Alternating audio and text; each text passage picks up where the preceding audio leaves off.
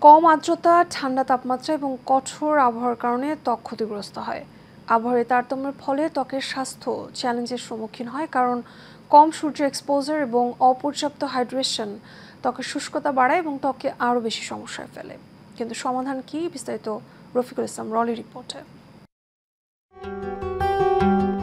শীতে ঠান্ডা ও জ্বরের পাশাপাশি ত্বকের সমস্যাও দেখা যায়। এই কারণে বেশিরভাগ মানুষের ত্বক খসখসে হয়ে পড়ে। বিশেষ করে সংবেদনশীল ত্বকের মানুষরা শীতে বেশি ত্বকের সমস্যার সম্মুখীন হন। চর্মরোগ বিশেষজ্ঞদের মতে শীতকালে একজিমা, চিলব্লেইন্স, রায়না-উডস ফেনোমেনন, কোল্ড ইউটিকেরিয়া এবং কোল্ড পোকুলাইটিস দেখা যায়। এই সমস্যাগুলি অন্যান্য ত্বকের সমস্যার তুলনায় চিকিৎসা করা আরও কঠিন।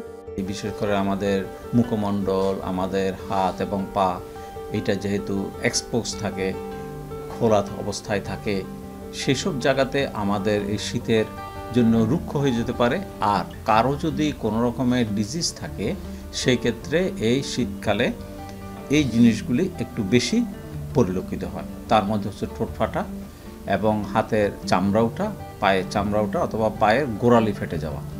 একজিমা একটি প্রদাহজনক ত্বকের অবস্থা, যার ফলে ত্বক শুষ্ক এবং কুঁচকে যায়। এটি সাবান, ডিটারজেন্ট, পরিবেশ দূষণ বা খাবারের অ্যালার্জি, হরমোনের পরিবর্তন এবং ত্বকের সংক্রমণের কারণে হতে পারে। অতিরিক্ত শুষ্কতায় চুলকানি এবং ঘা হতে পারে।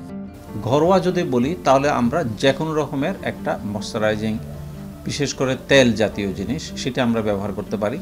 আমরা ভ্যাসলিন যেটা আছে, যেটাকে আমরা পেট্রোলিয়াম জেলি বলি, সেটা আমরা ব্যবহার করতে পারি। তাহলে খুব কম খরচে আমরা আসলে এখান থেকে পরিত্রাণ পাব। এটি প্রতিরোধ করার জন্য ত্বককে হাইড্রেটেড রাখা হলো প্রাথমিক চিকিৎসা। তবে যে কোনো মেডিসিন ব্যবহার করার আগে চিকিৎসকের পরামর্শ নেওয়া অতি জরুরি বলে মন্তব্য করেন এই বিশেষজ্ঞ।